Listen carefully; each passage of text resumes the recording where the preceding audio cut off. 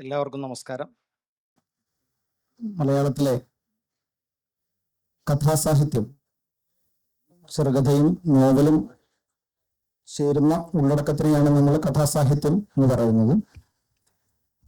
മലയാളത്തിലെ കഥാസാഹിത്യം അതിൻ്റെ ചരിത്രത്തില് വലിയ ഉയരങ്ങളെ തൊട്ടു നിൽക്കുന്ന ഒരു സമയമാണ് നമ്മുടെ വർത്തമാനകാലം. ഒരുപക്ഷെ യോജിപ്പുള്ളവരുണ്ടാവാം. സാഹിത്യത്തിന്റെ ചരിത്രത്തില്, മലയാള നോവലിന്റെയും കഥയുടെയും ഒക്കെ ചരിത്രത്തില് ഗിരിശൃംഗങ്ങളെന്നോ മഹാരഥന്മാരെന്നോ ഒക്കെ വിശേഷിപ്പിക്കപ്പെട്ടിട്ടുള്ള വലിയ എഴുത്തുകാർ ബഷീറും തകഴിയും ഉറൂബും വിജയനും മുകുന്ദനും ഒക്കെ ഉൾക്കൊള്ളുന്ന ആ തലമുറയെ കവിഞ്ഞു നിൽക്കുന്നവരാണോ പുതിയ എഴുത്തുകാർ എന്നൊക്കെയുള്ള ചോദ്യങ്ങൾ ഞാൻ ഒരു വിശേഷണം കൂടി കൊടുക്കും. ലളിതവൽകൃതമായ ചോദ്യങ്ങൾ പലപ്പോഴും ഉയരാറുണ്ട്. സത്യത്തിൽ അത്തരം താരതമ്യങ്ങൾക്ക് സാഹിത്യത്തിൽ വലിയ പ്രസക്തിയൊന്നുമില്ല. ഞാൻ അർത്ഥമാക്കുന്നത് ഒരു സാഹിത്യ രൂപം, ഒരു വാനർ, ഒരു മാധ്യമം എന്നുള്ള നിലയിൽ കഥാസാഹിത്യം നേടിയിട്ടുള്ള വളർച്ചയെക്കുറിച്ചാണ് ഞാൻ സൂചിപ്പിച്ചത്. നമ്മൾ ഇതുവരെ കാണാത്ത ഒട്ടേറെ മനുഷ്യർ, ഒട്ടേറെ ജനതകൾ, ഒട്ടേറെ അനുഭവ ലോകങ്ങൾ നമ്മുടെ കഥയിലേക്ക് കടന്നു വരുന്നു. അതുപോലെ ഒട്ടേറെ പുതിയ ദേശങ്ങൾ, കേരളത്തിനകത്ത് തന്നെ നമ്മൾ ഇത്രയും കാലം അദൃശ്യമായി നിന്നിരുന്ന ഒട്ടേറെ ദേശങ്ങൾ പുതുതായി കഥയിലേക്ക് കൂട്ടിച്ചേർക്കപ്പെടുന്നു. പുതിയ ലോകാനുഭവങ്ങൾ, മനുഷ്യാനുഭവങ്ങൾ, അവയോടുള്ള അങ്ങേയറ്റം സന്ദിഗ്ധാത്മകമായ, അങ്ങേയറ്റം സന്ദേഹാത്മകമായ പ്രതികരണങ്ങൾ നമ്മുടെ കഥയിൽ നിന്നുണ്ടാകുന്നു. ആഖ്യാനത്തിലും ഭാഷയിലുമൊക്കെ പുതിയ പുതിയ പരീക്ഷണങ്ങൾ ഉണ്ടാകുന്നു. ആ അർത്ഥത്തിൽ മാധ്യമപരമായി നേടിയ വലിയ ഉയർച്ചയെ സംബന്ധിച്ചാണ് ഞാൻ പറഞ്ഞത്. ആ അർത്ഥത്തിൽ നമ്മുടെ കഥയുടെ സമകാലികതയുമായി ബന്ധിപ്പിച്ചുകൊണ്ട് കഥാകാലം എന്ന ഈ വിഷയത്തെ സമീപിക്കാമെന്നാണ് നമ്മൾ ഈ സെഷനിൽ കരുതുന്നത്.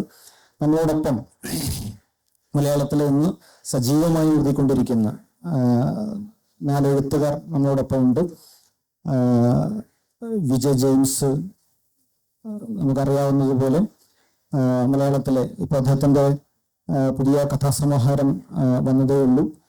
ധാരാളം വളരെ വ്യത്യസ്തത എന്ന് പറയുന്നത് ഒരു പക്ഷേ ഒരു എഴുത്തുകാരൻ്റെ ഏറ്റവും വലിയ വെല്ലുവിളി കൂടിയാണ്. താൻ എഴുതി കഴിഞ്ഞ ഒരു നോവലിന്റെ ബാധയിൽ നിന്ന് രക്ഷപ്പെടുക എന്ന് പറയുന്നത് ഒരു നോവലിസ്റ്റിനെ സംബന്ധിച്ചിടത്തോളം, ഒരു എഴുത്തുകാരനെ സംബന്ധിച്ചിടത്തോളം വളരെ പ്രധാനപ്പെട്ട ഒരു വിജയം കൂടിയാണ്. അത്തരത്തിൽ എനിക്ക് തോന്നുന്നത് വളരെ വ്യത്യസ്തമായ പ്രമേയങ്ങൾ രേഖാന്യത്തിലുള്ള ഒരു എഴുത്തുകാരൻ കൂടിയാണ് വിജയ് ജെയിംസ്. അംബികാസുധൻ മാങ്ങാട് മാഷ് നമ്മുടെ കൂടെയുണ്ട്. മാഷിന്റെ പുതിയ നോവൽ അല്ലോഹലൻ ഇപ്പോൾ വളരെ സമീപ കാലത്താണ് ഇറങ്ങിയത്. രാജശ്രീ ടീച്ചറുണ്ട്. രാജശ്രീ ടീച്ചറിന്റെ പുതിയ നോവൽ ആത്രേകം എന്ന് വായനയിൽ, നമ്മുടെ വായനാ സമൂഹത്തിന്റെ പരിഗണനയിൽ പോയിരിക്കുന്ന സജീവമായി വായിക്കപ്പെട്ടുകൊണ്ടിരിക്കുന്ന കൃതിയാണ്. പി വി ഷാജകുമാർ, മരണവംശം എന്നുള്ള ഏറ്റവും കൂടുതൽ വായിക്കപ്പെട്ടുകൊണ്ടിരിക്കുന്ന കൃതികളിൽ നിന്ന് മലയാളത്തിൽ ഇപ്പോൾ മരണവംശമുണ്ട്. അങ്ങനെ വളരെ സജീവമായി വർത്തമാനകാലത്ത് എഴുതിക്കൊണ്ടിരിക്കുന്ന 4 എഴുത്തുകാർ, മലയാളത്തിന്റെ ഒരു കഥാ വർത്തമാനത്തെ പ്രതിനിധാനം ചെയ്യുന്ന 4 എഴുത്തുകാർ നമ്മളോട് കൂടെയുണ്ട്. ഈ സെഷന് 50 മിനിറ്റാണ് ആകെ സമയം. അതിനകത്ത് ഒരു 10 മിനിറ്റ് ഓഡിയൻസിന്, സദസ്യർക്ക് ഈ എഴുത്തുകാരുമായി സംവദിക്കാനുള്ള അവസരം കൂടെയുണ്ട്. സ്വാഭാവികമായിട്ടും 40 മിനിറ്റ് നീളമുള്ള ഒരു ചർച്ചയാണിത്. അതുകൊണ്ട് തന്നെ സമയക്കുറവ് ഒരു പ്രശ്നമായിട്ടൊരു പക്ഷെ വന്നേക്കാം. എങ്കിൽ പോലും സമയപരിമിതിക്കകത്ത് നിന്നുകൊണ്ട് എല്ലാവരും പ്രതികരിക്കും എന്നാണ് ഞാൻ പ്രതീക്ഷിക്കുന്നത്. നമുക്ക് ആദ്യം വിജയ് ജെയിംസിൽ നിന്ന് ആരംഭിക്കാമെന്നാണ് ഞാൻ കരുതുന്നത്. ഞാൻ നേരത്തെ സൂചിപ്പിച്ചതുപോലെ വളരെ വ്യത്യസ്തമായ പ്രമേയങ്ങൾ എഴുതിയിട്ടുള്ള ഒരു എഴുത്തുകാരനാണ്. ഈ കാലം എന്നുള്ള കഥാകാലം എന്നാണ് നമ്മുടെ ഈ സെഷന്റെ തീം. കാലം എന്നുള്ള ഒരു പ്രമേയത്തെ ഒരുപക്ഷെ വളരെ വ്യത്യസ്തമായ രീതിയിൽ സമീപിച്ചിട്ടുള്ള ഒരു എഴുത്തുകാരൻ കൂടിയാണ്. കാലത്ത് തിരിച്ചു നടത്താനാവുമോ എന്നുള്ള അതിൻ്റെ ഒരു സാധ്യത, തിരിച്ചു നടക്കുന്ന ഒരു കാലം, തിരിച്ചു സഞ്ചരിക്കുന്ന ഒരു കാലത്തെ സങ്കല്പിക്കാനാവുമോ, അതിൻ്റെ ഒരു സാധ്യത ആന്റി ക്ലോക്ക് എന്നുള്ള നോവലിൽ ജെയിംസ് സാർ ഉപയോഗിക്കുന്നുണ്ട്. വളരെ ഒരുപക്ഷെ പുതിയ കാലത്തെ നോവലുകളുടെ ഒരു സവിശേഷത എന്ന് പറയുന്നത് ജീവിതത്തെ സംബന്ധിച്ച്, അനുഭവങ്ങളെ സംബന്ധിച്ച് കൃത്യമായൊരു നിലപാടെടുക്കാൻ കഴിയാത്ത വിധം അനുഭവങ്ങളുടെ ഒരു ആധിക്യം പുതിയ കാലത്ത് ഉണ്ടായിക്കൊണ്ടിരിക്കുന്നുണ്ട്. നിരവധി അനുഭവങ്ങളുടെ കുത്തൊഴുക്കിലൂടെയാണ് ലോകം കടന്നുപോയിക്കൊണ്ടിരിക്കുന്നത്. അതുകൊണ്ട് തന്നെ ഒരു അനുഭവത്തെ സംബന്ധിച്ച് ആധികാരികമായ ഒരു നിലപാട് സ്വരൂപിക്കുന്നതിന് മുമ്പ് തന്നെ അതിനെ റദ്ദാക്കി കളയുന്ന വിധത്തിൽ പുതിയ അനുഭവങ്ങൾ വന്നു ചേരുന്ന, അതുകൊണ്ട് തന്നെ പുതിയ നോവലുകൾ എന്ന് പറയുന്നത് നമ്മൾ നേരത്തെ പലപ്പോഴും കണ്ടിട്ടുള്ളത് പോലെ ഒരു ജീവിതത്തെ ഫിലോസഫൈസ് ചെയ്യാനോ തത്വചിന്താപരമായി നോക്കിക്കാണാനോ ഒന്നും ശ്രമിക്കാത്ത കൃതികൾ ധാരാളമായിട്ട് വന്നുകൊണ്ടിരിക്കുന്നുണ്ട്. ജെയിംസ് സാറിന്റെ നോവലുകളിൽ മുഴുവൻ പൊതുവായി കാണുന്ന ഒരു സവിശേഷത, അവയിലെല്ലാം വളരെ സവിശേഷമായി ജീവിതത്തെ സംബന്ധിച്ച ഒരു വീക്ഷണം, ജീവിതത്തെ സംബന്ധിച്ചുള്ള ചില കാഴ്ചപ്പാടുകൾ സ്വരൂപിക്കുന്ന കഥാപാത്രങ്ങൾ ധാരാളമുണ്ട്. അവരെല്ലാവരും വളരെ സാധാരണക്കാരായ മനുഷ്യരുമാണ്. വളരെ സാധാരണക്കാരായ മനുഷ്യർ തങ്ങളുടെ ജീവിതാനുഭവങ്ങൾ സ്വരൂപിക്കുന്ന ജീവിതത്തെക്കുറിച്ചുള്ള ഒരു സമഗ്രമായ കാഴ്ചപ്പാട്, കാലത്തെ സംബന്ധിച്ചുള്ള ഒരു കാഴ്ചപ്പാട്, ഇതൊക്കെ അദ്ദേഹത്തിന്റെ നോവലുകളിൽ, വ്യത്യസ്തമായ നോവലുകളിൽ തന്നെ ഒരു അടിയടരായി, ഒരു അന്തർധാരയായി ഈ നോവലുകളിലൊക്കെ പ്രവർത്തിക്കുന്നുണ്ട്. എങ്ങനെയാണ് ഈ പുതിയ കാലത്ത്, ഈ അനുഭവങ്ങളുടെ ആധിക്യമുള്ള ഇത്തരം ഒരു കാലത്ത് ഇത്തരത്തിൽ ഒരു ജീവിതത്തെ സംബന്ധിച്ചുള്ള ഇത്തരം കാഴ്ചപ്പാടുകളുടെ ഒരു പ്രസക്തി എന്താണ്, അതിനെങ്ങനെയാണ് സ്വരൂപിക്കാൻ കഴിയുക എന്നതിനെ സംബന്ധിച്ച് അദ്ദേഹം സംസാരിക്കുമെന്ന് ഞാൻ കരുതുന്നു. എല്ലാവർക്കും നമസ്കാരം. ഞാൻ ആ ചോദ്യം ശ്രദ്ധിക്കുകയായിരുന്നു. കാരണം അനുഭവങ്ങളുടെ ആധിക്യം ഉള്ള ഒരു കാലം, വേഗത്തിന്റെയും മത്സരബുദ്ധിയുടെ ഒരു കാലം കൂടി പറയണം. അപ്പൊ ചെറിയ സമയത്തിനുള്ളിൽ ശ്രദ്ധ പിടിച്ചു പറ്റുക, അല്ലെങ്കിൽ കാര്യങ്ങൾ നടത്തുക, അടുത്തതിലേക്ക് കടന്നു പോവുക എന്ന് ചിന്തിക്കുന്ന ഒരു കാലത്ത് ഒരു കൃതി കാലാതീതമായി തീരണമെങ്കിൽ ഒരു ചെറിയ കാലത്തിൽ മാത്രം പ്രസക്തമായ ഒരു വിഷയത്തെ കൈകാര്യം ചെയ്യുകയല്ല. അത് ആ കാലഘട്ടത്തിൽ അതിന് പ്രസക്തി ഉണ്ടായിരിക്കും, ആളുകൾ ശ്രദ്ധിച്ചേക്കും. പക്ഷെ ഒരാഴ്ച കഴിയുമ്പോൾ, ഒരു മാസം കഴിയുമ്പോൾ നമുക്ക് ഇന്ന് സമൂഹത്തിൽ നമുക്ക് ചില വാർത്താ പ്രാധാന്യമുള്ള പല വിഷയങ്ങളും സംഭവിക്കുന്നുണ്ട്. അതൊക്കെ പെട്ടെന്ന് മാറുന്നു. നമ്മൾ അതിനോട് അത്ര കണ്ട് നമ്മൾ ആത്മാവ് പോലും ചേർത്ത് നമ്മൾ പ്രതികരിച്ച ഒരു വിഷയം ഒരാഴ്ചക്കുള്ളിൽ മാറിപ്പോകുന്ന രീതിയിൽ. അപ്പോൾ ഈ ആഴപ്പെടൽ, ഉള്ളിലേക്ക് കടക്കാത്ത ഉപരിപ്ലവമായ കാര്യങ്ങളിലായിരിക്കും പലപ്പോഴും ബഹുഭൂരിപക്ഷത്തിനും ഇടപെടാനും അത് ആനന്ദിക്കാനും അതിൽ മുഴുകാനും ഒക്കെ ഉള്ള ഒരു താല്പര്യം. എന്നാൽ ഒരു സാഹിത്യകൃതി, കഥ അഥവാ നോവൽ എന്ന് പറയുന്നത് കാലങ്ങളിലൂടെ സഞ്ചരിക്കുവാനായിട്ട് പ്രാപ്തി കാട്ടേണ്ടതാണ് യഥാർത്ഥത്തിൽ. അപ്പൊ ജീവിതത്തെ കുറച്ചുകൂടി സൂക്ഷ്മമായിട്ട് നോക്കി കാണുന്ന ഒരു രീതി പണ്ട് മുതലേ എന്നിലുണ്ട്. ഒരുപക്ഷെ എൻ്റെ ഉള്ളിൽ പ്രവർത്തിക്കുന്ന ഒരു എഞ്ചിനീയർ കൂടി അതിന് സഹായകമാവുന്നുണ്ടാവും. ഇപ്പം സമയത്തെക്കുറിച്ച് തന്നെ പറയുമ്പോൾ നമ്മളിപ്പോൾ ആന്റി ക്ലോക്ക് എന്ന കൃതിയെ സാർ പരാമർശിച്ചതുകൊണ്ട് പറയുകയാണ്. സമയത്തെക്കുറിച്ച് ഇരുന്ന് നമുക്കുള്ള ധാരണകളെല്ലാം, പഴയ ധാരണകളെല്ലാം മാറിക്കഴിഞ്ഞു. ഒരു എഞ്ചിനീയർ എന്ന നിലയിൽ ഞാൻ സമയത്ത് ചിലപ്പോൾ സമീപിക്കുന്നത് വേറൊരു നിലയിലായി. ഇപ്പം നമ്മൾ സമയം 1 മണിക്കൂർ എന്ന് പറഞ്ഞാൽ നമുക്ക് വേണമെങ്കിൽ സങ്കല്പിക്കാം, 5 മിനിറ്റ്, 1 മിനിറ്റ്, 1 സെക്കൻഡ് വരെയൊക്കെ സങ്കല്പിക്കാം. പക്ഷെ ഒരു 100 സെക്കൻഡ് നമുക്ക് സങ്കല്പിക്കാൻ പറ്റുമോ? ഇല്ല. അതിനും താഴേക്ക് സമയത്ത് നമ്മൾ വിഭജിച്ച് ചെന്ന് കഴിഞ്ഞാൽ ഞാൻ ആലോചിക്കുന്ന അവസാനം ഒരു 0 സെക്കൻഡ് എന്നുള്ള ഒരു നിലയിലേക്ക് നമുക്ക് എത്തേണ്ടി വരില്ലേ? അതായത് 0 സെക്കൻഡ് എന്ന് പറഞ്ഞാൽ നിശ്ചലതയാണ്. അപ്പൊ ഈ നിശ്ചലതകളെ അടുക്കി വെച്ചതാണ് യഥാർത്ഥത്തിൽ സമയം എന്നുള്ള ഒരു ചിന്തയിലേക്ക് ഞാൻ പോകുന്നത്. നിശ്ചലതകളുടെ പ്രകോപനമാണ് ചലനം.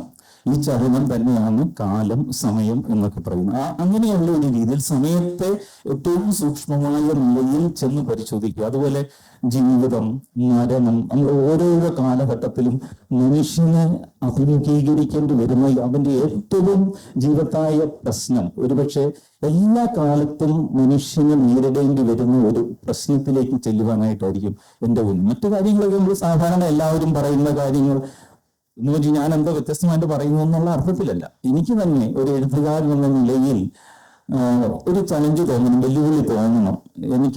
ഞാൻ എന്തോ വ്യത്യസ്തമായി പറഞ്ഞ് എഴുതാൻ എനിക്ക് പറ്റണം എന്നുള്ള ഒരു വെല്ലുവിളി തോന്നിയാൽ അതിൽ ഇടപെടുക എന്നുള്ളതാണ് എൻ്റെ ഒരു ആഗ്രഹവും അതിനുള്ള ശ്രമവുമാണ് ഇപ്പോൾ ആന്റി ക്ലോക്കിലൂടെ നടത്തിയത്. അതുപോലെ ദത്താപഹാരം എന്നൊരു നോവൽ, സമയവും പറഞ്ഞോണേ, എനിക്കുള്ള ദത്താപഹാരം എന്ന നോവൽ, അവിടെ ഞാൻ പ്രകൃതിയെ അതിൻ്റെ ഏറ്റവും സൂക്ഷ്മതയിൽ അനുഭവിക്കാനായിട്ടാണ് ശ്രമിക്കുന്നത്. നമുക്ക് പ്രകൃതിയെ ബാഹ്യമായി ഇന്ദ്രിയപരമായിട്ട് നമുക്ക് കാണാം, അനുഭവിക്കാം. മനസ്സുകൊണ്ട് കുറച്ചൊക്കെ, അല്ലെങ്കിൽ മനസ്സിന്റെ ബാഹ്യഭാഗം കൊണ്ട് നമുക്ക് കുറച്ചൊക്കെ അനുഭവിക്കാം. പക്ഷെ പ്രകൃതിയുടെ ഒരു സൂക്ഷ്മത എന്ന് പറയുന്ന ഒരു തലത്തിലേക്ക് ചെന്ന് ഞാനും പ്രകൃതിയുടെ ഭാഗമാണ്, എൻ്റെ തന്നെ തുടർച്ചയാണ് പ്രകൃതി എന്ന ഒരു അനുഭവത്തിന്റെ തലത്തിലേക്ക് എത്തുന്ന ഒരു ആഴപ്പെടലിന് പറ്റുമോ എന്നാണ് ഞാൻ നോക്കുന്നത്. അതിന് പലപ്പോഴും ചിലപ്പോൾ കഥാപാത്രങ്ങളെ ഉപയോഗിക്കുന്ന വളരെ സർവ്വസാധാരണക്കാരനായ മനുഷ്യരെ ആയിരിക്കാം. ചോരശാസ്ത്രം എന്ന നോവലിലൊരു കള്ളനെയാണ് പ്രധാന കഥാപാത്രമാക്കുന്നത്. അതുപോലെ ആന്റിക്ലോക്കിൽ ഒരു ശവപ്പെട്ടി പണിക്കാരാണ്. പക്ഷെ ഈ ശവപ്പെട്ടി പണിക്കാരൻ അയാളെപ്പോലെ മരണത്തെ ഇത്ര അടുത്തറിഞ്ഞിട്ടുള്ള ഒരാളില്ല എന്നതുകൊണ്ട് തന്നെ മരണത്തെക്കുറിച്ച് നമുക്ക് ഏറ്റവും ആഴത്തിൽ ചിന്തിച്ച് ചെല്ലുമ്പോൾ എന്താണ് മരണം, അല്ലെങ്കിൽ ജീവിതം, മരണശേഷം എന്ത് എന്നൊക്കെയുള്ള ചിന്തകളിലേക്ക് ചെല്ലുവാനായിട്ട് ഉപയോഗിക്കാവുന്ന ശവപ്പെട്ടി പണിക്കാരനാണ്. അപ്പൊ അവിടെ അതിന്റെ പൂർണ്ണതയിലേക്ക് എത്തുവാനായിട്ട് ആഗ്രഹിക്കും. അതുപോലെ സമൂഹത്തിൽ ഏറ്റവും താഴെത്തട്ടിലും നമ്മൾ കരുതുന്നത് സാധാരണഗതിയിൽ ജീവിതത്തെക്കുറിച്ച് ഒരു ദർശനവും ഇല്ലെന്ന് നമ്മൾ കരുതുന്ന ചിലർ അമ്പരപ്പിക്കുന്ന ചില ദർശനങ്ങൾ തന്നിട്ടുണ്ട്. അവരുമായിട്ട് നമ്മളൊന്ന് സംവദിക്കുമ്പോൾ നമുക്ക് വളരെ പാണ്ഡിത്യമുള്ളവർക്ക് ഉണ്ടെന്ന് കരുതുന്നതിനേക്കാൾ എത്രയോ മീതെയുള്ള ജീവിതത്തിന്റെ ആഴപ്പെട്ട ദർശനങ്ങൾ വളരെ സാധാരണക്കാരിൽ നിന്ന്, ഒരു ശവപ്പെട്ടിക്കാരിൽ നിന്ന്. അതുപോലെ ഞാൻ ആ ഒരു ആന്റിക്ലോക്ക് എഴുതാൻ വേണ്ടി ശവപ്പെട്ടിക്കാരുടെ കൂടെ ഞാൻ അവരുടെ മുറിയിൽ ചെന്ന് ആ ശവപ്പെട്ടി മുറിയിൽ ചെന്ന് അവർ ചെയ്യുന്ന കാര്യങ്ങളിൽ ഇടപെട്ട് അവരോട് ഇഴുകി ചേർന്നിട്ടുണ്ട്. അതുപോലെ ശവക്കുഴി വെട്ടുന്ന ആളുകളുടെ കൂടെ സമയം ചെലവഴിക്കുക, ഇങ്ങനെയൊക്കെ ചെല്ലുമ്പോൾ മാത്രമേ, അവരുടെ സാധാരണതയിലേക്ക് ഒരു എഴുത്തുകാരൻ കടന്നു ചെല്ലുമ്പോൾ മാത്രമേ സർവ്വസാധാരണമായ പ്രകൃതി എന്നും നിലനിർത്തുന്ന, കാലങ്ങളിലേക്ക് എന്നും പ്രലോഭിപ്പിക്കുന്ന സാധാരണതയിലേക്ക് നമുക്ക് എത്തിച്ചേരുവാനായിട്ട് കഴിയും. അതാണ് എൻ്റെ നോവലുകളിലും കഥകളിലും ഞാൻ ശ്രമിച്ചിട്ടുള്ളത്. എനിക്ക് തോന്നുന്നു മറ്റുള്ളവർക്ക് സംസാരിക്കാൻ പോകും. ജെയിംസ് സാറിന്റെ ദത്താപഹാരം വായിച്ചിട്ടുള്ള ആളുകൾക്ക് അറിയാം, അത് സവിശേഷമായി നമ്മുടെ എല്ലാ ഇന്ദ്രിയങ്ങളും ഉണർന്ന് പ്രവർത്തിക്കാൻ തുടങ്ങുന്നതിന്റെ വായനയിൽ. വളരെ വ്യത്യസ്തമായൊരു അനുഭവമാണ് വായനയിൽ. ഒരുപക്ഷെ നമ്മളുടെ കണ്ണും മൂക്കും ഒക്കെ വളരെ സൂക്ഷ്മമാവുന്ന നമ്മളിങ്ങനെ അറിയുന്നൊരു അനുഭവമാണത്. ഇതുപോലെ ഒരു ആദിമ പ്രകൃതിയെ വലിയ തോതിൽ ഒരു ധ്യാനാത്മകമായ സാന്നിധ്യമായിട്ട് നമ്മുടെ കഥാസാഹിത്യത്തിൽ അവതരിപ്പിച്ചിട്ടുള്ള വളരെ പ്രധാനപ്പെട്ട ഒരാളാണ് അംബികാസുധൻ മാഷ്. മാഷോട് എനിക്ക് സംസാരിക്കാൻ ഞാൻ ആവശ്യപ്പെടുന്ന ഒരു കാര്യം, യഥാർത്ഥത്തിൽ പുതിയൊരു കാലം എന്ന് പറയുന്നത് വലിയ തോതിൽ അമ്പരപ്പിക്കുന്ന റഫറൻസുമായിട്ടാണ് പുതിയ കാലത്തെ നോവലുകൾ പലതും വന്നുകൊണ്ടിരിക്കുന്നത്. നമുക്ക് സങ്കല്പിക്കാനാവാത്ത വിധം അതിവിപുലമായ ഒരു വിവരങ്ങളുടെ ഒരു ഇൻഫർമേഷൻ എക്സ്പ്ലോഷൻ നോവലുകളിൽ ഉണ്ടായിക്കൊണ്ടിരിക്കുന്ന ഒരു കാലത്താണ് നമ്മൾ പുതിയ കാലത്തെ നോവലുകൾ മിക്കതും അങ്ങനെ സംഭവിച്ചുകൊണ്ടിരിക്കുന്നത്. പക്ഷെ അംബികാസുധൻ മാഷിന്റെ നോവലുകൾ അദ്ദേഹത്തിന്റെ ഒരു സ്വക്ഷേത്ര ബലം എന്നൊക്കെ നമ്മൾ പറയുന്ന തൻ്റെ നാടിന്റെ സംസ്കാരം, അതിൻ്റെ ഒരു മിത്തോളജി, അതിൻ്റെ ഒരു ആദിമ പ്രകൃതി, ഇവയിൽ നിന്നൊക്കെ തോറ്റി ഉണർത്തുന്ന കഥകളാണ് മാഷ് എഴുതുന്നത്, ഇപ്പോഴും എഴുതിക്കൊണ്ടിരിക്കുന്നത്. മാഷിന്റെ ഏറ്റവും പുതിയ നോവൽ ഇപ്പോൾ അല്ലോഹലം എന്ന് പറയുന്ന നോവലിനകത്ത് എനിക്ക് തോന്നുന്നത് അതിനകത്തുള്ള ഒരു കഥാപാത്രം ഇത്തരത്തിൽ മലയാള സാഹിത്യത്തിലെ, മലയാളത്തിന്റെ പ്രാചീന മധ്യകാല സാഹിത്യത്തിലെ പല കാലയളവുകളിലുണ്ടായ പലതരം കൃതികൾ നിരന്തരം ഉദ്ധരിക്കുന്ന, അത്തരത്തിൽ അവയെ സവിശേഷമായി ഉപയോഗിക്കുന്ന, അവയുടെ ഒരു വളരെ സവിശേഷമായ ഉപയോഗത്തിലൂടെ ഒരു കഥയെ മുന്നോട്ട് കൊണ്ടുപോകുന്ന കഥാപാത്രമൊക്കെയുള്ള നോവലാണ് അല്ലോഹലം എന്ന് പറയുന്ന നോവൽ. കേരളത്തിൽ നമ്മൾ ഇതുവരെ കേട്ടിട്ടില്ലാത്ത, അറിഞ്ഞിട്ടില്ലാത്ത ചില ആദി ചരിത്രങ്ങൾ കൂടിയാണത്. എങ്ങനെയാണ് ഈ വ്യത്യസ്ത കാലങ്ങളെ ഇങ്ങനെ ഒരുമിച്ച് കുറെ കൂടി നമ്മൾ കാലത്ത് എപ്പോഴും നമുക്ക് സൗകര്യം, നമുക്ക് വായിക്കാൻ സൗകര്യം എപ്പോഴും വളരെ രേഖീയമായി, വളരെ ലീനിയറായിട്ടാണ്. എന്നാൽ അങ്ങനെ അല്ലാതെ വ്യത്യസ്ത കാലങ്ങളെ ഒരുമിപ്പിക്കുന്ന ഈ ഒരു സൂത്രവിദ്യ, ഒരു നോവലിന്റെ കലാവിദ്യയായി വികസിപ്പിക്കുന്നത് നമ്മൾ അല്ലോഹലന്റെ നോവലിൽ കാണും. എനിക്ക് തോന്നുന്നു മാഷ പുതിയ നോവലിനെ കൂടി മുൻനിർത്തിയിട്ട് മാഷ സംസാരിക്കും എന്ന് എനിക്ക്. പ്രിയപ്പെട്ടവരെ, 14-ാം നൂറ്റാണ്ടിലെ ഒരു ജീവിതാവസ്ഥയാണ് അല്ലോഹൽ എന്ന നോവലിൽ പറയുന്നതെങ്കിലും അത് എനിക്ക് തോന്നുന്നു സാർവകാലികമായ പ്രസക്തിയുള്ള ഒരു പ്രമേയമാണ് അതിൽ വരുന്നത്. എഴുത്തുകാരനെ സംബന്ധിച്ചിടത്തോളം കാലം എന്ന് പറയുന്നത് അത് വളരെ ഇലാസ്തികമായ ഒരു അനുഭവമാണ്. നേരത്തെ പറഞ്ഞതുപോലെ ആയിട്ടുള്ള ഒരു രേഖികമായ ഒരു ഭൗതിക കാലമാണ് നമ്മുടെ പൊതുജീവിതത്തിൽ വരുന്നതെങ്കിലും മനുഷ്യൻ അനുഭവിക്കുന്ന കാലം ഒട്ടും അല്ല. ഐൻസ്റ്റീനൊക്കെ വളരെ മുമ്പ് തന്നെ ആപേക്ഷികമാണ് കാലം, കേവലമല്ല, ന്യൂട്ടൺ പറഞ്ഞത് ശരിയല്ല എന്ന് വളരെ മുമ്പ് തന്നെ വ്യക്തമാക്കിയതുപോലെ എനിക്ക് തോന്നുന്നു മനുഷ്യർ അനുഭവിക്കുന്ന കാലം എന്ന് പറയുന്നത് ക്ലോക്ക് വിൽപ്പന നടത്തുന്ന കടയല്ല, ക്ലോക്ക് റിപ്പയർ ചെയ്യാൻ വേണ്ടി കൂട്ടിവെച്ചിരിക്കുന്ന ഒരു കട പോലെ നമ്മുടെയൊക്കെ മനസ്സ് സഞ്ചരിക്കുന്നത് പല കാലങ്ങളിലൂടെ പല വേഗതയിലാണ്. ചിലരുടെ മനസ്സ് പിന്നിലോട്ടാണ് സഞ്ചരിക്കുന്നത്. അപ്പൊ ഈ കാലം എന്നുള്ളത് അനസ്യൂതമായി ഒഴുകിക്കൊണ്ടിരിക്കുമ്പോൾ, കഥ എന്ന് പറയുന്നത് എഡിറ്റിംഗ് ആണ്. ഏറ്റവും നന്നായിട്ട് ജീവിതത്തെ എഡിറ്റ് ചെയ്യുന്ന ആളാണ് ഏറ്റവും നല്ല കഥാകൃത്ത് അല്ലെങ്കിൽ നോവലിസ്റ്റ്. അപ്പൊ ഈ നിരന്തരമായിട്ട് വന്നുകൊണ്ടിരിക്കുന്ന കാലത്തെ, ഈ കാലാനുഭവം എന്ന് പറയുന്നത് തന്നെ ഇപ്പൊ എന്റെ മുമ്പിൽ ഇങ്ങനെ സെക്കൻഡുകൾ ഇങ്ങനെ കുറഞ്ഞുകൊണ്ടിരിക്കുന്നുണ്ട്. അപ്പൊ നമ്മുടെ ജീവിതത്തിൽ സെക്കൻഡുകൾ ഇങ്ങനെ പോവാണ്, നമുക്ക് ഒരിക്കലും തിരിച്ചു പിടിക്കാൻ പറ്റില്ല. അപ്പൊ അതുകൊണ്ട് മനുഷ്യരെല്ലാം കാലത്തിന്റെ ഇരയാണ്, കാലത്തിന്റെ തടവുകാരാണ്.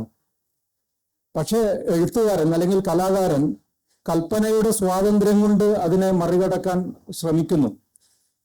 കലാകാരന്മാർ, ചെണ്ട അടിക്കുന്ന ആള് കാലത്തെ മുറിക്കുക ചെയ്യുന്നത്. മോഹിനിയാട്ടം നർത്തകി കാലത്ത് അംഗവിക്ഷേപങ്ങളിലൂടെ കുറുക്കുകയാണ് ചെയ്യുന്നത്. എല്ലാ കലകളുടെയും അടിസ്ഥാനം കാലം എന്നുള്ളത് പോലെ തന്നെ അത് കുറച്ചുകൂടെ എഴുത്തുകാരൻ ഇലാസ്തികമായിട്ട് ഉപയോഗിക്കുന്നു.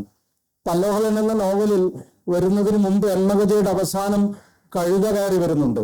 അത് മഹാഭാരതത്തിൽ നിന്ന് വരുന്ന കഴുതയാണ്. ലോക സാഹിത്യത്തിൽ കാലത്തെക്കുറിച്ച് ഏറ്റവും ദീർഘമായി സംസാരിച്ചത് മഹാഭാരതത്തിലെ ഈ കഴുത എന്ന കഥാപാത്രമാണ്. അനേകം അധ്യായങ്ങളിൽ, ഒന്നും രണ്ടുമല്ല, ഇത്ര ദീർഘമായിട്ട് കാലത്തെക്കുറിച്ച് ഒരു കഥാപാത്രവും ഉപന്യസിച്ചിട്ടില്ല. ആ കഴുതയാണ് എണ്ണഗജ എന്ന നോവലിന്റെ അവസാനം കയറി വന്നിട്ട് എനിക്ക് പ്രധാനപ്പെട്ട ചില കാര്യങ്ങൾ പറയാനുണ്ട് എന്ന് പറയുന്നത്. ആ കഴുത അല്ലോഹലൻ എന്ന നോവലിൽ അദൃശ്യമായിട്ട് നിറഞ്ഞു നിൽപ്പുണ്ട് എന്ന് എഴുതുന്ന സമയത്ത് എനിക്ക് തോന്നിയിട്ടുണ്ട്. കാരണം കാലത്തെ ആ രീതിയിൽ വ്യത്യസ്തമായ കാലങ്ങളെ അത് കൊണ്ടുവരുന്നു. ഇപ്പൊ ബോധധാര ആഖ്യാനത്തിലൊക്കെ കഥ പല കാലങ്ങളിലേക്ക് സഞ്ചരിക്കുന്നു. ECG ഡയഗ്രാം പോലെ ആണ് അതിന്റെ ഒരു പോക്ക്. അതിനൊരു നാഗഗതിയാണുള്ളത്. ആധുനിക എഴുത്തുകാരുടെ ഖസാക്ക് പോലുള്ള കൃതികളിലൊക്കെ കാലം നിശ്ചലമാണ്, തളം കെട്ടിക്കിടക്കുന്നു. മധുരം ഗായകി തൊട്ടുള്ള കൃതികളിലെല്ലാം കാലം ഒഴുകുന്നത് കാണാം. തലമുറകളിലും പ്രവാചകന്റെ വഴിയിലുമൊക്കെ ഒഴുകുന്ന കാലത്തെക്കുറിച്ച് ഒരുപാട് പറയുന്നുണ്ട്. പക്ഷെ കാലം എന്നുള്ളത് നമ്മൾ എപ്പോഴും ഭയപ്പെടുത്തുന്ന ഒന്നാണ്. വാൽമീകി രാമായണത്തിലൊക്കെ പറഞ്ഞിട്ടുള്ള പോലെ, വ്യാസനും പറഞ്ഞിട്ടുള്ളത് പോലെ, കാലമാകുന്ന നദിയിലൂടെ നമ്മൾ ഇങ്ങനെ ഒഴുകിക്കൊണ്ടിരിക്കുന്നു. അത് മരണമാകുന്ന സമുദ്രത്തിലേക്കുള്ള പോക്കാണ്. ആ കാലമാകുന്ന നദിയിൽ 2 മുതലകൾ പാർക്കുന്നുണ്ട് എന്ന് വ്യാസൻ പറയും. ജരാമൃതികളാകുന്ന മുതല ആദ്യം വന്നിട്ട് ജരയാകുന്ന വാർദ്ധക്യമാകുന്ന മുതല വന്നിട്ട് നമ്മളെ പിടിക്കും. തൊട്ടു പിന്നാലെ മരണം എന്ന് പറയുന്ന മുതല കൂടി കാത്തിരിപ്പുണ്ട് എന്ന് വ്യാസൻ പറയുന്നുണ്ട്. ഈ അസ്വാതന്ത്ര്യത്തെയാണ് എഴുത്തുകാരൻ ഭേദിക്കാൻ ശ്രമിക്കുന്നത്, സാഹിത്യം കൊണ്ട് പിടിച്ചു കെട്ടാൻ ശ്രമിക്കുന്നത് എന്നാണ് എപ്പോഴും തോന്നിയിട്ടുള്ളത്. കാലത്തിന്റെ കളിയാട്ടങ്ങൾ പോലെയുള്ള കാലം തന്നെ പ്രമേയമായി വരുന്ന ചില കഥകളും മുമ്പ് എഴുതിയിട്ടുണ്ട്. അതിന്റെ വിശദാംശങ്ങളിലേക്കൊന്നും പോകാൻ നിർവാഹമില്ല. നേരത്തെ ഇവിടെ സൂചിപ്പിച്ചതുപോലെ നമ്മുടെ രചനകൾ എപ്പോഴും ചെയ്യാൻ ശ്രമിക്കുന്നത് സാർവകാലികമാക്കാൻ, അനുഭവത്തെ സാർവകാലികമാക്കാൻ ശ്രമിക്കുന്നു എന്നുള്ളതാണ്. ഏതെങ്കിലും ഒരു കാലത്തിൽ പരിമിതപ്പെട്ടു പോവുകയാണെങ്കിൽ അത് പിന്നീട് വായിക്കപ്പെടുകയില്ല. അതെല്ലാ കാലത്തിൻ്റെയും ഒരു വിഷയമായിട്ട് വരണം എന്നുള്ള, അങ്ങനെയുള്ള രചനകളാണ് നിലനിൽക്കുക എന്നുള്ളൊരു വിശ്വാസത്തോടു കൂടിയിട്ടാണ് എഴുതാൻ ഞാനൊക്കെ ശ്രമിക്കുന്നത് എന്നുള്ളതാണ് ആമുഖമായിട്ട് പറയാനുള്ളത്.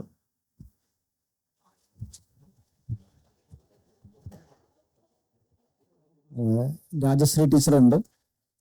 ടീച്ചറുടെ പുതിയ നോവൽ ആത്രേയം സമീപകാലത്താണ് പുറത്തിറങ്ങിയത്. ഒരുപക്ഷെ നമ്മുടെ മലയാളിയുടെ കേരളീയ ആധുനികത തമസ്കരിച്ച ഒട്ടേറെ ഇടങ്ങള് ആഘോഷപൂർവ്വം മലയാളത്തിലേക്ക് കൊണ്ടുവന്ന ഒരു എഴുത്തുകാരി കൂടിയാണ് ടീച്ചർ. ശേഷം ഈ നമ്മുടെ ആധുനികത ശരിക്കും വിസ്മരിച്ചു കളഞ്ഞ ഒന്നാണ് ഈ ലിംഗനീതിയുടെ പ്രശ്നം, ജാതിയുടെ പ്രശ്നം, ഇങ്ങനെയുള്ള ഒട്ടേറെ പ്രശ്നങ്ങൾ യഥാർത്ഥത്തിൽ വളരെ ചെറിയ ഒരു പൊതിഞ്ഞുകെട്ടലോട് കൂടിയിട്ട് അത് അവിടെ തന്നെ ഉണ്ട്. ആ മുറിവുകൾ കേരളത്തിന്റെ ശരീരത്തിൽ തന്നെ നിലനിൽക്കുമ്പോഴും അതിനെ പൊതിഞ്ഞു കെട്ടി നമ്മൾ ആധുനികത്തിലേക്ക് കടന്നിരുന്നു എന്ന് നമ്മൾ സ്വയം നടിക്കുകയാണ് ചെയ്തത്.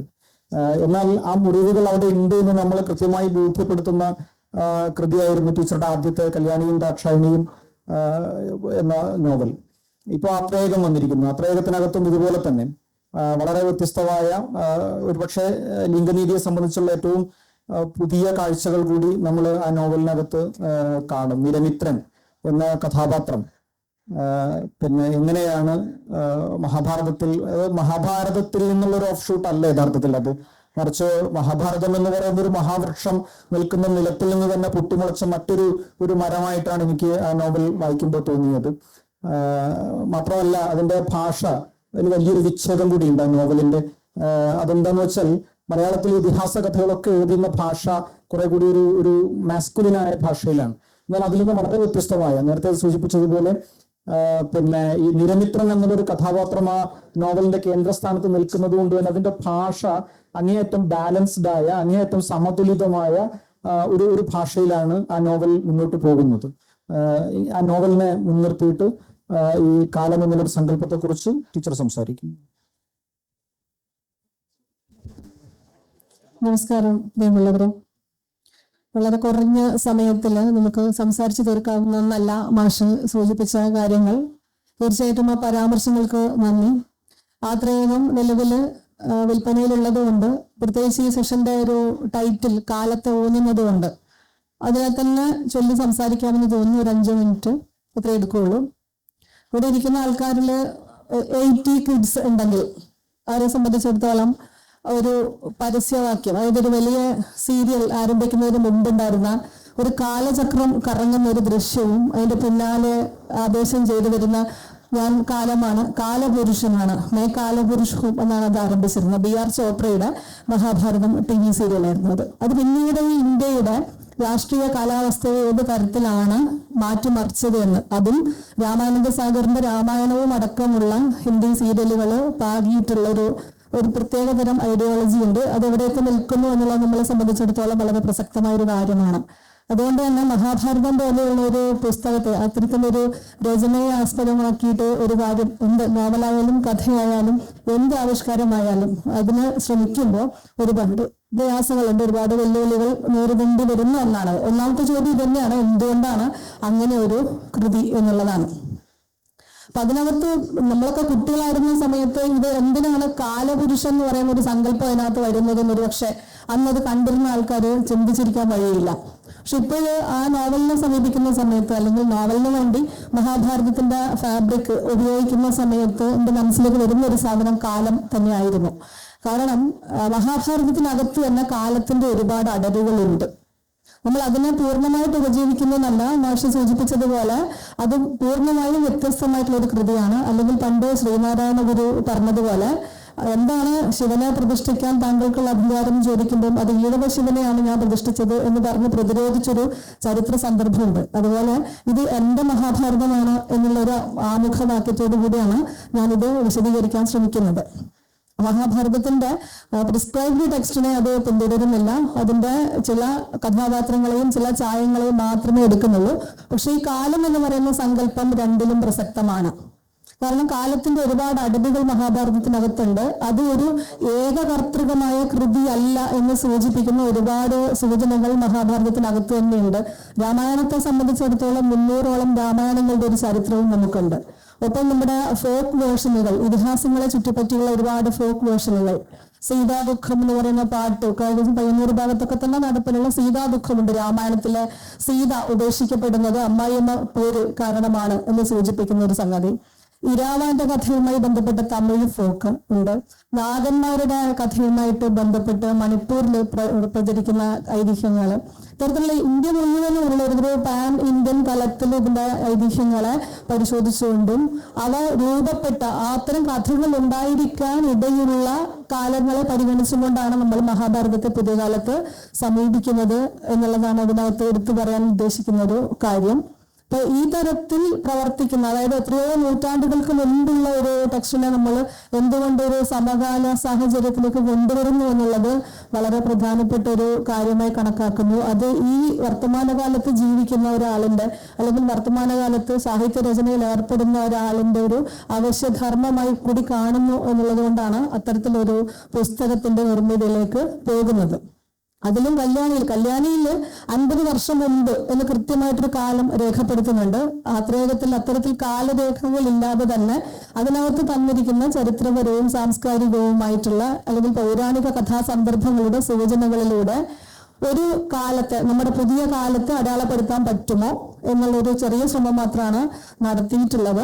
ഉദാഹരണത്തിന് ലിംഗനീതിയെ കുറിച്ചുള്ളതാണെങ്കിലും അതല്ലെങ്കിൽ പാർശ്വവൽക്കൃതരായിട്ടുള്ള അല്ലെങ്കിൽ സ്വന്തം ദേശം വിട്ട് പലായനം ചെയ്യേണ്ടി വരുന്ന മനുഷ്യരുടെ, അതല്ലെങ്കിൽ വേഷത്തിന്റെയോ ഭക്ഷണത്തിന്റെയോ ഭാഷയുടെയോ പേരിൽ മാറ്റി നിർത്തപ്പെടുന്ന മുഖ്യധാര ദേശീയതയ്ക്ക് പുറത്തു നിൽക്കുന്ന ചെറിയ പ്രാന്ത ദേശങ്ങളിൽ അധിവസിക്കുന്ന മനുഷ്യരുടെ കഥ എന്നുള്ള നിലയ്ക്ക് ആത്രേയകത്തിന്റെ കഥ പ്രസക്തമാകുന്നു.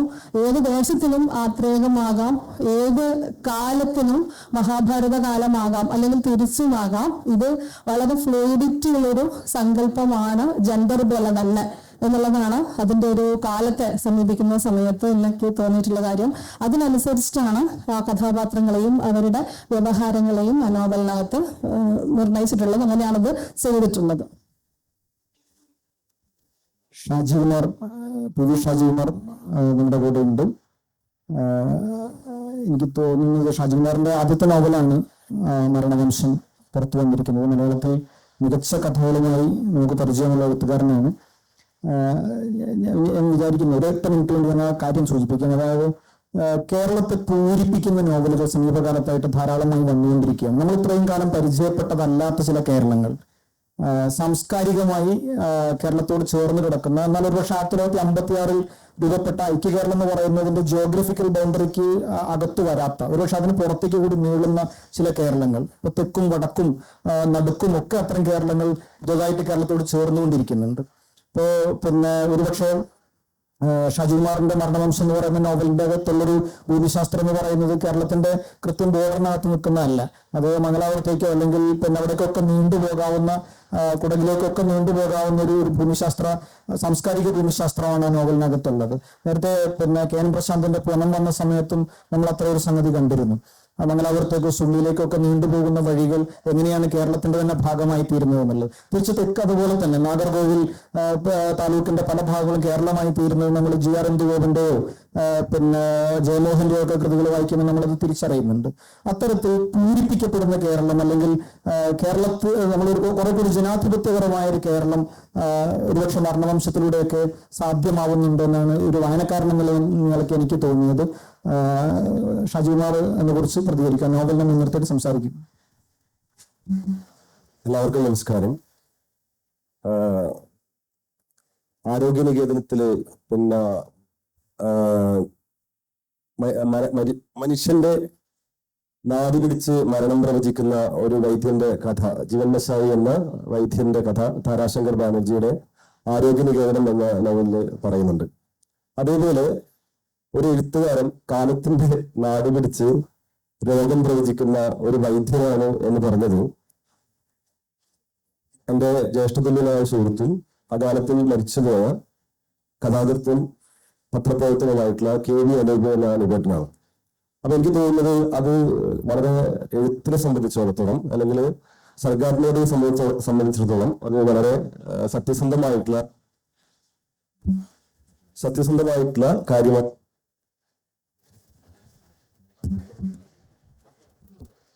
അത് നമ്മുടെ കാലത്ത് വായനക്കാർ മറന്നുപോയ ഇടങ്ങളെ പൂരിപ്പിക്കുന്നു, അല്ലെങ്കിൽ നമ്മൾ മനഃപൂർവ്വം മാറ്റി നിർത്തിയ കാര്യങ്ങളെ അവതരിപ്പിക്കുന്നു, അല്ലെങ്കിൽ സമകാലികമായിട്ടുള്ള സംഭവങ്ങളോട് എഴുത്തുകാരന്റെ രീതിയിലുള്ള പ്രതികരണം സാധ്യമാക്കുന്നു. ഇപ്പോ തിരുത്ത് എന്ന് പറയുന്ന കഥ MS മാധവനിലൂടെ വരുമ്പോൾ ഉണ്ടാകുന്ന ഏറ്റവും പ്രധാനപ്പെട്ട ഒരു കാര്യം എന്ന് പറയുന്നത് ബാബറി മസ്ജിദ് എന്ന് പറയുന്ന ഇന്ത്യൻ മതേതരത്വത്തെ തകർക്കപ്പെട്ട ആദ്യത്തെ സംഭവങ്ങളിലൊന്നായിട്ടുള്ള ബാബറി മസ്ജിദ് തകർത്ത സംഭവത്തെ ബേസ് ചെയ്തിട്ട് MS മാധവൻ തിരുത്ത് എന്ന് പറയുന്ന കഥ എഴുതുമ്പോൾ അത് നമ്മൾ വായിക്കുമ്പോൾ അത് ചരിത്രത്തിൽ ഒരു ഉടനീളം നിൽക്കുന്ന ഒരു സംഭവമായി മാറുന്നു.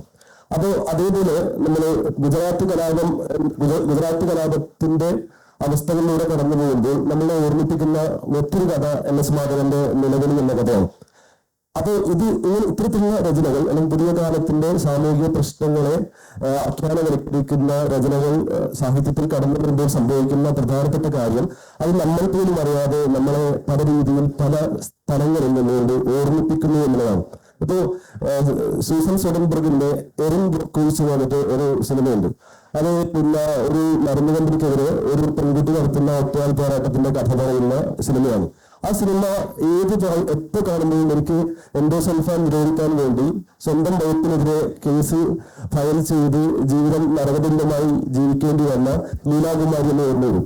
അപ്പൊ അങ്ങനെ അത്തരത്തിലുള്ള ഓർമ്മപ്പെടുത്തലുകളാണ് സമകാലികമായ സംഭവങ്ങൾ ആഖ്യാനിക്കുമ്പോഴും നമ്മളെ പല രീതിയിൽ പല തരത്തിലുള്ള സമകാലികമായിട്ടുള്ള അവസ്ഥകളിലേക്ക് നമ്മളെ കൊണ്ടുചെന്നെത്തിക്കുന്നതാണ് പ്രധാനപ്പെട്ട ഒരു കാര്യം. അപ്പൊ മരണവംശം എന്ന് പറയുന്ന നോവൽ ഒരു മരണത്തിന്റെ ഒരു പല കാലങ്ങളിലൂടെയുള്ള യാത്രയാണ്.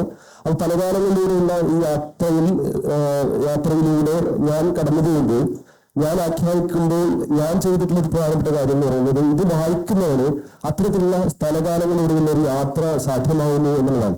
അപ്പോൾ അത് ഉണ്ടാക്കുന്ന പ്രധാനപ്പെട്ട ഒരു കാര്യം എന്ന് പറയുന്നത് മരണത്തെക്കുറിച്ചും പ്രളയത്തെക്കുറിച്ചുമുള്ള ദുരന്തങ്ങളും പ്രശ്നങ്ങളും സങ്കടങ്ങളും സംഘർഷങ്ങളും ഒക്കെയാണ് ഞാൻ ആ നോവലിലൂടെ പകർത്താൻ ശ്രമിച്ചിട്ടുള്ളത്. അത് ഒരുപക്ഷെ അത് സ്വാതന്ത്ര്യ പൂർവ്വകാലം മുതൽ 2000 വരെ ഉള്ള ഒരു കാലപരിസരത്തിലാണ് ഈ നോവൽ സംഭവിക്കുന്നത്.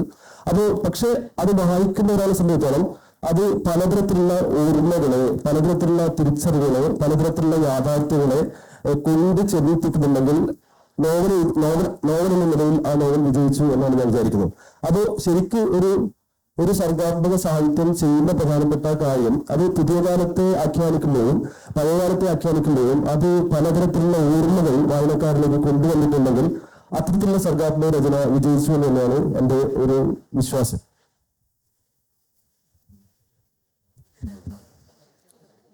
നമുക്കൊരു 8 മിനിറ്റ് കൂടി സമയം ബാക്കിയുണ്ട്. ഇനി ചോദ്യങ്ങളോ ആമുഖങ്ങളോ ഒന്നും ഇല്ലാതെ തന്നെ ഈ എഴുത്തുകാർക്ക് നേരത്തെ പറഞ്ഞതിനോട് ഈ ചർച്ചയുമായി ബന്ധപ്പെട്ട് കൂട്ടിച്ചേർക്കാവുന്ന ഒരു 2 മിനിറ്റ് വീതം ഓരോരുത്തരും സംസാരിക്കുകയാണെങ്കിൽ നന്നായിരിക്കും തോന്നുന്നു. എന്തും പറയാവുന്ന സ്വാതന്ത്ര്യമാണ് ഇരിക്കുന്നത്. എന്തായാലും നമ്മൾ ഇവിടെ ഇതുവരെ സംസാരിച്ചത് സമയത്ത് കഥ കാലം എന്ന വിഷയമാകുമ്പോൾ കാലം ഇതുവരെ നമ്മൾ എല്ലാവരും സംസാരിച്ച വളരെ രേഖീയമായ ഒരു ലീനിയർ ആയിട്ടുള്ള അനുഭവമായിട്ടാണ് നമുക്ക് എല്ലാവർക്കും കാലം കിടക്കുന്നത്. പക്ഷെ കാലം രേഖീയമല്ല എന്നുള്ള നമ്മൾ ശാസ്ത്രം കുറച്ചുകൂടെ പഠിച്ചു കഴിഞ്ഞപ്പോൾ നമ്മൾ 3 ഡയമെൻഷനിൽ ഒരു ലോകത്ത് ജീവിക്കുന്നു, അതിൻ്റെ അകത്ത് സമയം കൂടെ നമ്മൾ അനുഭവിക്കുന്ന ഒരു ലീനിയാരിറ്റി. ഇനി 4th ഡയമെൻഷൻ, 5th ഡയമെൻഷൻ, ഇങ്ങനെ തുടങ്ങിയ ഒരു 11 ഡയമെൻഷൻസ് വരെ ശാസ്ത്രം ഹൈപ്പോത്തറ്റിക്കലി ഇപ്പോൾ പറഞ്ഞു വെച്ചിട്ടുണ്ട്. അപ്പൊ അങ്ങനെയുള്ള ആ ശാസ്ത്രത്തിന്റെ ആ ലീനിയാരിറ്റിയെ കടന്നു പോകുമ്പോൾ നമ്മളിപ്പോൾ ഇവിടെ ഇരുന്ന് ഇങ്ങനെ ഒരു സദസ്സ് കൂടുന്നത് പോലെ ഒരു സമാന്തര ലോകത്തിൽ ഇതേ സദസ്സ് തന്നെ ഇതുപോലെ നടക്കുന്നുണ്ട് എന്ന് ഹൈപ്പോത്തറ്റിക്കലി പറയാറുണ്ട്. അതായത് സമയം ലീനിയർ ആണ്, രേഖീയമാണെന്നുള്ള നമ്മുടെ ധാരണ നമ്മൾ ഈ ഡയമെൻഷനിൽ പെട്ടുപോയതുകൊണ്ടുള്ള നമ്മുടെ ലിമിറ്റേഷൻസ് മാത്രമാണ്. ഇതും വാസ്തവത്തിൽ എഴുത്തുകാരന്റെ വിഷയമാകുന്നുണ്ട്. അതുകൊണ്ടാണ് ഞാൻ നിരീക്ഷകൻ എന്ന നോവലിൽ ഇന്ദ്രജിത്ത് എന്നുള്ള ഒരു കഥാപാത്രത്തെ സൃഷ്ടിക്കുന്നത്. അദ്ദേഹം 24 വർഷത്തിന് ശേഷം ഉണരുമ്പോൾ അദ്ദേഹം ചെറുപ്പക്കാരനായിട്ട് ഉണരുന്നു, എന്നാൽ ഭാര്യ വൃദ്ധയായിട്ട് മാറുന്നു. ഇദ്ദേഹത്തിന്റെ ഒരു പ്രശ്നം എന്താണെന്ന് വെച്ചാൽ ഇദ്ദേഹം ഈ അബോധത്തിൽ കിടന്ന കാലത്തിൽ അദ്ദേഹം അനുഭവിച്ച സമാന്തര ജീവിതങ്ങളാണ്, അതിന്റെ ഓർമ്മകളാണ് ഇദ്ദേഹത്തെ അലട്ടുന്നത്. ഈ ഒരു വിഷയം സത്യത്തിൽ എനിക്ക് കിട്ടുന്നു. എൻ്റെ ഒരു സുഹൃത്ത് ഒരിക്കൽ ഇതുപോലെ ഒരു അബോധാവസ്ഥയിലായി 14 ദിവസത്തോളം ഇങ്ങനെ കിടന്നു. ഞാൻ അദ്ദേഹത്തെ കാണാനായിട്ട് ചെന്നു. അപ്പൊ ആരും അദ്ദേഹം തിരിച്ചറിയുന്നില്ല. ഞാൻ അദ്ദേഹത്തെ ഇങ്ങനെ തൊട്ടിട്ട് വെറുതെ പേര് വിളിച്ചപ്പോൾ അദ്ദേഹത്തിന്റെ കണ്ണുകൂടെ കണ്ണീർ ഒഴുകുന്നത് ഞാൻ കണ്ടു. ഇതിനുശേഷം ഇദ്ദേഹം കുറച്ച് നാളുകൾക്ക് ശേഷം ഉണർന്നതിന് ശേഷം അദ്ദേഹം എന്നോട് പറഞ്ഞ ചില കഥകൾ അമ്പരപ്പിക്കുന്നതാണ്. അദ്ദേഹം നമ്മൾ അബോധത്തിലാണ് അദ്ദേഹം കഴിഞ്ഞത് എന്ന് വിചാരിക്കുന്ന സമയത്ത് അദ്ദേഹം അനുഭവിച്ച ജീവിതം, അദ്ദേഹം കണ്ട കാഴ്ചകൾ, അദ്ദേഹത്തിന് ഏറ്റവും പ്രിയപ്പെട്ട ചേട്ടന്റെ ഭാര്യ ആ സമയത്താണ് ഇരിക്കുന്നത്. ഈ ഭാര്യയൊക്കെ അദ്ദേഹം ഇവിടെ കിടന്നുകൊണ്ട് അബോധത്തിൽ കിടന്നുകൊണ്ട് അദ്ദേഹം ഇതൊക്കെ കണ്ടതും അനുഭവിച്ചതും എന്നോട് ഇങ്ങനെ പറഞ്ഞത് കൊണ്ട് അതിൽ നിന്ന് ഊർജ്ജം ഉൾക്കൊണ്ടുകൊണ്ടാണ് ഞാൻ ഇന്ദ്രജിത്ത് എന്നുള്ള ഒരു കഥാപാത്രത്തെ സൃഷ്ടിച്ചത്. ഞാൻ പറഞ്ഞു കഴിഞ്ഞാൽ ഇത്രയേ ഉള്ളൂ. നമ്മൾ ഈ ലീനിയറായ ഈ പ്രപഞ്ചത്തിൽ സത്യമെന്ന് കരുതി നമ്മൾ വിചാരിക്കുന്ന ഈ കഥകളും ആ ദുച്ഛലായിട്ടുള്ള ജീവിതത്തിനുള്ളിൽ വീണ്ടും ദുച്ഛലായിട്ട് നമ്മൾ എഴുതുന്ന ഈ കഥകളെല്ലാം യഥാർത്ഥമാകുന്ന സമയമില്ലായിക എന്ന ഒരു പ്രതലത്തിൽ നമ്മളുടെ അനുഭവം ബോധം എപ്പോൾ ചെല്ലുന്നു അപ്പോൾ എല്ലാം അപ്രത്യക്ഷമാകും. ഇതുവരെയുള്ള നമ്മൾ ഈ കാണുന്ന അനീതികളെ, നമ്മൾ എഴുതുന്ന വിഷയങ്ങളെല്ലാം അപ്രത്യക്ഷമാകുന്ന ഭൂതം ഭാവി വർത്തമാനം ഒന്നുമില്ലാത്ത ഒരു ഏകതാനതയിൽ നിന്നുകൊണ്ടാണ് യഥാർത്ഥത്തിൽ നമ്മൾ ഈ തെറ്റിദ്ധാരണ പുലർത്തുന്നത് എന്ന് പോലും ചിലപ്പോൾ നമുക്ക് ഭാവിയിൽ ഒരിക്കൽ ബോധ്യപ്പെടേണ്ടി വന്നേക്കാം. ഇക്കാര്യം മാത്രം, ചെറുകഥകളിലെ കാലം എന്ന വിഷയത്തിലാണ് ഞാൻ ഡോക്ടറേറ്റ് വളരെ മുമ്പ് എടുത്തത്. അത് ചെയ്യുന്ന സമയത്ത് എന്നോട് പലരും പറഞ്ഞു വിഷയം എടുക്കാൻ പാടില്ല, വിഷയം പഠിച്ച ഒരുപാട് പേര് അകാലത്തിൽ മരണപ്പെടുകയോ സൂയിസൈഡ് ചെയ്യുകയോ ചെയ്തിട്ടുണ്ട് എന്നോട് പറഞ്ഞിരുന്നു. പക്ഷെ ഞാൻ പഠിക്കാൻ ശ്രമിച്ചു. 17 മണിക്കൂറൊക്കെ ദിവസം ഇരിക്കും. അവസാനം എനിക്ക് ഭ്രാന്ത് വരുന്ന അവസ്ഥയായി. ഏതാണ്ടൊരു ഭ്രാന്തിന്റെ അവസ്ഥയിലാണ്. ഞാൻ കൊല്ലത്തേക്ക് പോയി. ഇപ്പൊ KP അപ്പൻ, നമ്മുടെ പ്രശസ്ത നിരൂപകൻ, സമയത്തെക്കുറിച്ചൊരു പുസ്തകം എഴുതിയിട്ടുണ്ടല്ലോ. അപ്പൊ അദ്ദേഹത്തെ പോയി ഒന്ന് കാണാം, അല്പം ആശ്വാസം കിട്ടുമെങ്കിൽ ആവട്ടെ എന്ന് പറഞ്ഞിട്ട് അദ്ദേഹത്തെ പോയി കണ്ട് സംസാരിക്കുന്ന കൂട്ടത്തിൽ ഞാൻ പറഞ്ഞു, ഞാനിങ്ങനെ ഒരു ഭ്രാന്തിന്റെ വക്കിലാണ് എന്ന് പറഞ്ഞു. ഏത് നിമിഷവും ഞാൻ ഭ്രാന്തിന്റെ അവസ്ഥയിലേക്ക് പോവാം. കാരണം കാലം എന്നുള്ള വിഷയം പഠിച്ചു പോകുമ്പോൾ മരണം തന്നെയാണ്. ഡപ്തിലേക്കൊന്നും പോകാൻ ഒരു നേരവും നമുക്കില്ലല്ലോ. അപ്പൊ അദ്ദേഹം പറഞ്ഞു, പൊട്ടിച്ചിരിച്ചു. അദ്ദേഹം ചോദിച്ചു എന്നോട്, ഭ്രാന്ത് വന്നോ എന്ന് ചോദിച്ചു. ഞാൻ പറഞ്ഞു, വന്നിട്ടില്ല, ഏത് നിമിഷവും വരും എന്ന് പറഞ്ഞു. അപ്പൊ അദ്ദേഹം പറഞ്ഞു, എനിക്ക് കുറച്ച് ദിവസം ഭ്രാന്ത് വന്നു, സാരമില്ല നീ പോയിക്കോ എന്ന് പറഞ്ഞു. അപ്പൊ ഇങ്ങനൊരു വിഷയം നമുക്ക് തൊടാൻ പറ്റാത്തൊരു വിഷയമാണ്. വേണമെങ്കിൽ 2-3 മണിക്കൂറൊക്കെ കിട്ടുകയാണെങ്കിൽ നമുക്ക് അതിൻ്റെ ഉള്ളിലേക്ക് പോകാൻ പറ്റും. അല്ലാതെ ഉപരിപ്ലവമായിട്ട് നമുക്ക് ഈ ഒരു വിഷയത്തെ 5 മിനിറ്റ് കൊണ്ടൊന്നും പറയാനേ പറ്റുകയില്ല.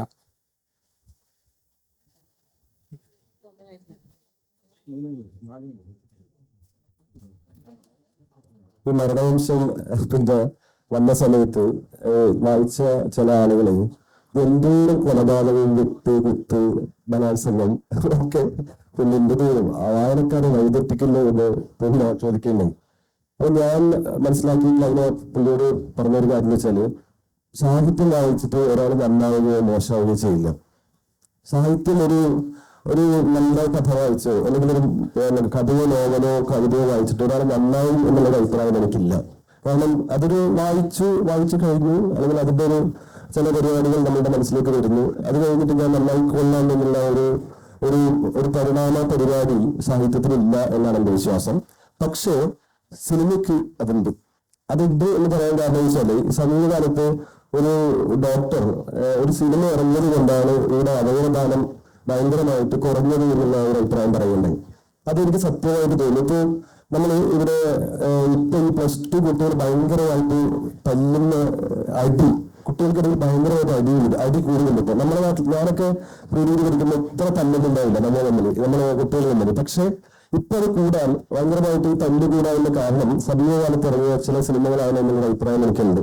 അതേപോലെ പിന്നെ ഈ തമിഴ് സിനിമയിലും മലയാള സിനിമയിലും ഈ നായകന്മാര് ഈ മറ്റേ MD എന്ന് ഉപയോഗിക്കുന്ന നല്ല ഗംഭീരമായിട്ടുള്ള സീൻ കാണിക്കും. അതായത് വിക്രം എന്ന സിനിമ കണ്ടവർക്ക് അറിയാം.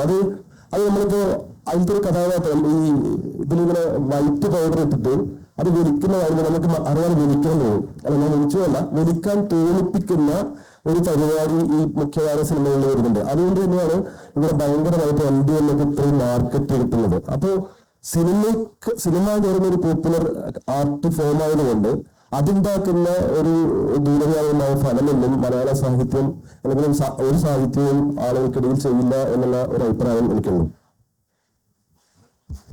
എഴുത്തിലെ കാലത്തെ കുറിച്ചാണ് നമ്മൾ പറഞ്ഞത്. ഇപ്പം ഷാജി പറഞ്ഞതിന്റെ ഒരു കൂട്ടിച്ചേർക്കാണ്. പുതിയ തലമുറയെ കുറിച്ചാണല്ലോ പറഞ്ഞത്. നമ്മുടെ ഈ വായനയ്ക്കും അതിനൊരു അനുശീലന രീതിയുണ്ട്. ഉദാഹരണത്തിന് നമ്മളിപ്പോ ഖസാക്കിന്റെ ഇതിഹാസത്തെ കുറിച്ച് ഈ ഒരു തലമുറ എങ്ങനെയാണ് അത് വായിച്ചു വെച്ചത് എന്നുള്ളത് പുതിയ തലമുറയെ സംബന്ധിച്ചിടത്തോളം അപ്രസക്തമാണ്. ആ ഒരു കൃതിയുടെ കാലം എന്ന് പറയുന്നത് ആ കാലത്ത് മാത്രം പ്രസക്തമായ ഒന്ന് എന്നുള്ള രീതിയിലാണ് കുട്ടികൾ അതിനെ വായിക്കുക. പുതിയ തലമുറയുടെ വായനയുമായിട്ട് ബന്ധം പുലർത്തുന്ന ഒരാൾ എന്നുള്ള നിലയ്ക്ക് എനിക്ക് അങ്ങനെ ഒരു അഭിപ്രായമുണ്ട്.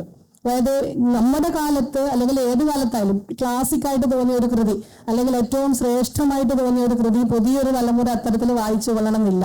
പലപ്പോഴും നമ്മുടെ നോവൽ വായനയ്ക്ക് അല്ലെങ്കിൽ നമ്മുടെ സാഹിത്യ വായനയ്ക്ക് ചില പ്രീറിക്വിസിറ്റ്സ് ആവശ്യമുണ്ട്. അതായത് അതിനൊരു വായനാ പരിശീലനം ആവശ്യമുണ്ട്.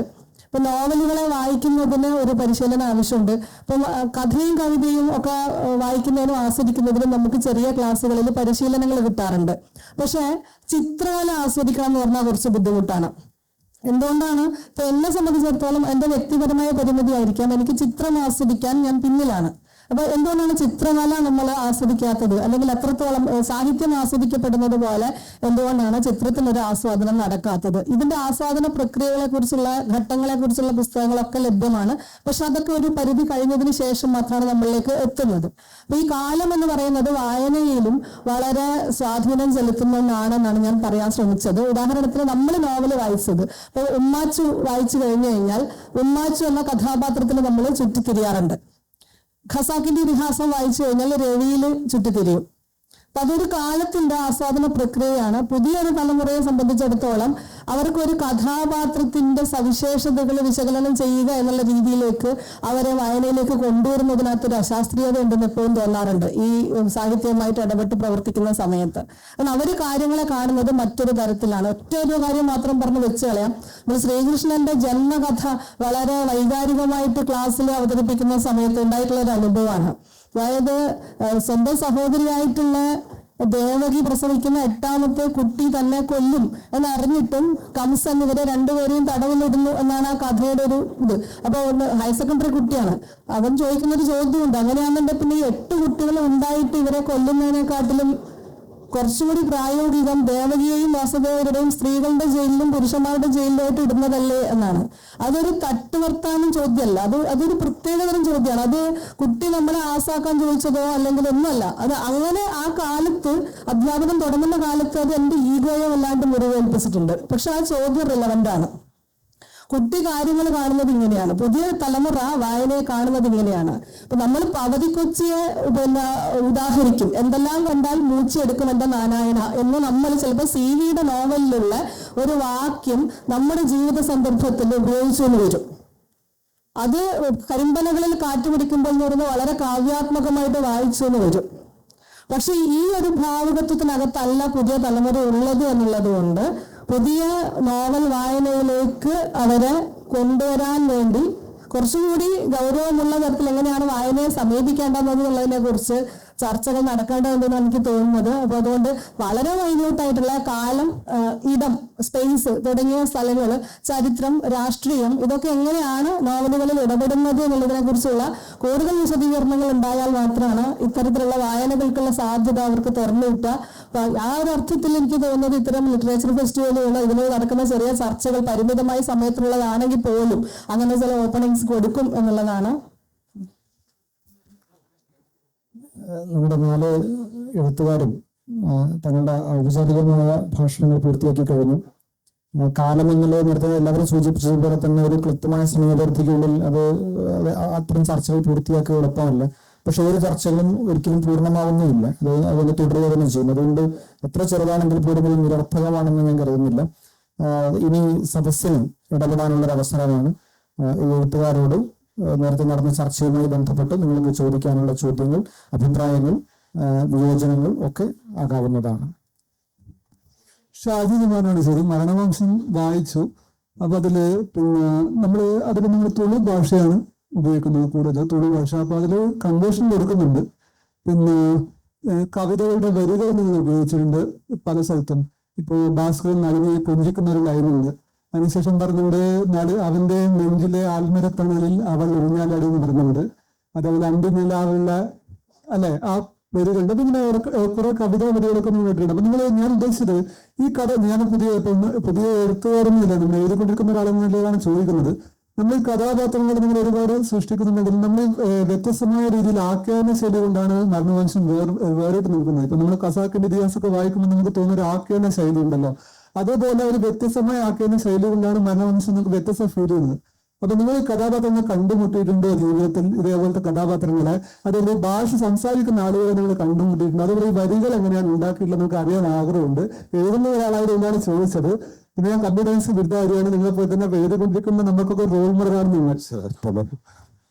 നല്ല വാക്കുകൾക്ക് നന്ദി. ഇത് മരണവംശം ഒരു സംഭവിച്ച ഒരു കഥയിൽ നിന്ന് ഉണ്ടാക്കിയെടുത്ത ഒരു നോവലാണ്. അപ്പൊ അതിലെ ചന്ദ്രനും ഭാസ്കരനും ഒക്കെ അതിന്റെ പൂർവ്വ മാതൃകൾ ഉണ്ടായിരുന്നു. അവരൊക്കെ മരിച്ചുപോയി. അങ്ങനെ തന്നെയാണ് മരണപ്പെട്ടത്. പക്ഷെ ഭാസ്കരനല്ല, ഭാസ്കരനെ ഞാൻ അങ്ങനെയാണ് കൊന്നത്, ഞാൻ കൊന്നതാണ് ഭാസ്കരനെ.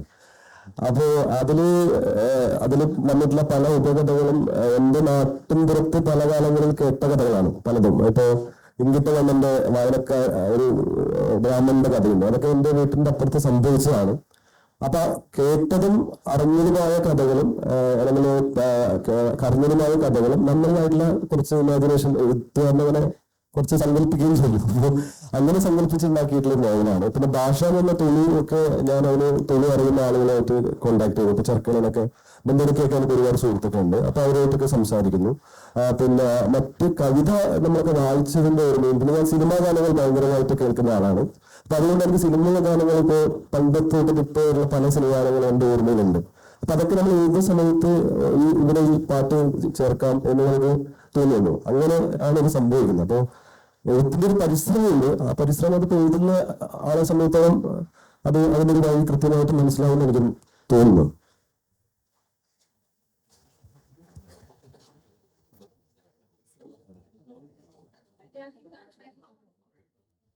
കല്യാണിയും ദാക്ഷായണിയും ആണെങ്കിലും, ജെയിംസ് സാറിന്റെ നോവലുകളാണെങ്കിലും, അംബികാസുധൻ സാറിന്റെ പുസ്തകങ്ങളാണെങ്കിലും, പുതിയ പുസ്തകം ഞാൻ വായിച്ചിട്ടില്ല, സോറി, ആണെങ്കിലും അത് പിന്നെ ഇങ്ങനെ കാലങ്ങൾ നിലനിൽക്കുന്നത് ഭാഷയുടെ ശക്തി കൊണ്ടാണെന്ന് വിശ്വസിക്കുന്ന ഒരാളാണ് ഞാൻ.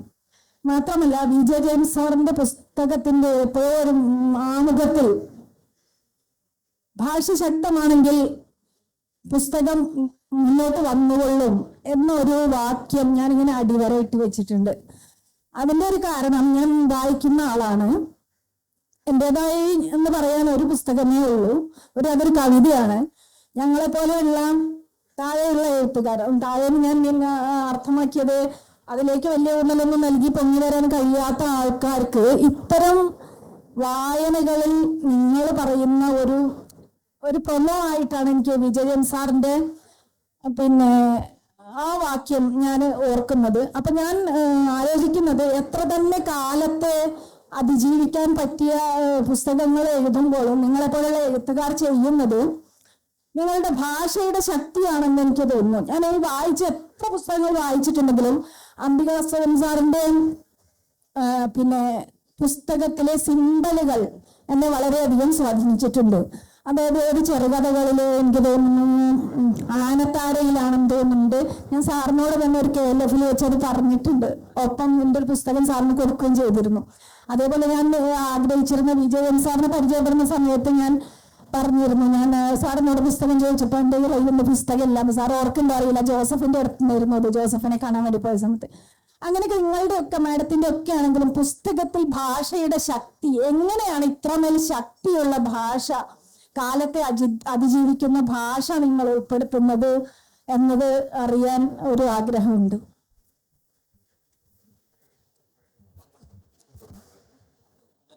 എനിക്ക് തോന്നുന്നു നമ്മളെ തുടക്കത്തിൽ ഉണ്ടല്ലോ ഒരു എഴുത്തുകാരൻ കടന്നു വരുമ്പോൾ ഒരുപാട് പ്രതിസന്ധികൾ ഞാനും ഒരുപാട് നേരിട്ടിട്ടുണ്ട്. പക്ഷെ എനിക്ക് ഒരു സമർപ്പണം ഉണ്ടായിരുന്നു. ഈ അക്ഷരം എന്ന വാക്കിന്റെ അർത്ഥം അറിഞ്ഞ കാലം മുതൽ ഒരിക്കലും നശിക്കാത്തത് എന്ന അർത്ഥത്തിലാണ് അക്ഷരത്തെ ഉപയോഗിക്കുന്നത്. അപ്പൊ അതിനൊരു ശക്തിയുണ്ട്, അത് സ്വയം നിലനിൽക്കാൻ ശക്തിയുള്ളതാണ് എന്നുള്ള ഒരു വിശ്വാസം എന്നെ എന്നും, അത് മറ്റുള്ളവര് നമ്മളെ ശ്രദ്ധിച്ചില്ലെങ്കിലും ഈ പുസ്തകത്തിന് ശക്തി ഉണ്ടെങ്കിൽ അത് സ്വയം സഞ്ചരിച്ചുകൊള്ളും എന്നുള്ളൊരു വിശ്വാസം എന്നും എനിക്ക് ഉണ്ടായിരുന്നു. അത് എന്നെ സംബന്ധിച്ചിടത്തോളം പലപ്പോഴും ഫലവത്തായി കണ്ടിട്ടുണ്ട്. ഞാൻ ഒരു സദസ്സിൽ പറയാൻ കഴിയത്തില്ല. അപ്പൊ എൻ്റെ 5 പുസ്തകങ്ങൾ ഇംഗ്ലീഷിൽ വരികയുണ്ടായി. അപ്പൊ അത് കഴിഞ്ഞ വർഷം തോന്നുന്നു റിസ്കിൻ ബോണ്ട് വിഖ്യാത എഴുത്തുകാരൻ, അത് അദ്ദേഹം തന്റെ 10 മസ്റ്റ് റീഡ് ബുക്സ്, ജീവിതത്തിൽ നമ്മൾ വായിച്ചിരിക്കേണ്ട 10 പുസ്തകങ്ങൾ, അങ്ങനത്തെ വേൾഡ് ക്ലാസിക്സ് എടുത്തിരിക്കുകയാണ്. നോവൽ മാത്രമല്ല, ബെർണാഡ് ഷായുടെയും അതുപോലെ അഗത ക്രിസ്റ്റിയുടെയും ചാൾസ് ഡിക്കൻസ്, ഇങ്ങനെ എല്ലാവരുടെയും കൂട്ടത്തിൽ എൻ്റെ ഒരു പുസ്തകം വിജയൻസിന്റെ ആന്റി ക്ലോക്കും അദ്ദേഹം കണ്ടെത്തിയിരിക്കുന്നു എന്നുള്ളത് ഞാൻ അറിഞ്ഞ കാര്യമല്ലല്ലോ. അത് ആന്റി ക്ലോക്ക് ഒരാൾ ട്രാൻസ്ലേറ്റ് ചെയ്യുന്ന ഒരു പുസ്തകം പ്രസിദ്ധീകരിക്കുന്നു, അത് അദ്ദേഹത്തിന്റെ കയ്യിലെത്തുന്നു, അദ്ദേഹം വായിച്ചിട്ട് തനിക്ക് ഇഷ്ടപ്പെട്ട 10 പുസ്തകങ്ങൾ ഒന്നായിട്ട് അതിനെ തിരഞ്ഞെടുക്കും. ഇതാണ് ഞാൻ അക്ഷരത്തിന്റെ ശക്തി എന്ന് ഉദ്ദേശിച്ചത്. അതുപോലെ അടുത്തിടയിൽ എനിക്കൊരു മെയിൽ വന്നു. ഒരു ഫ്രാൻസിലുള്ള ഒരു അദ്ദേഹമാണ്.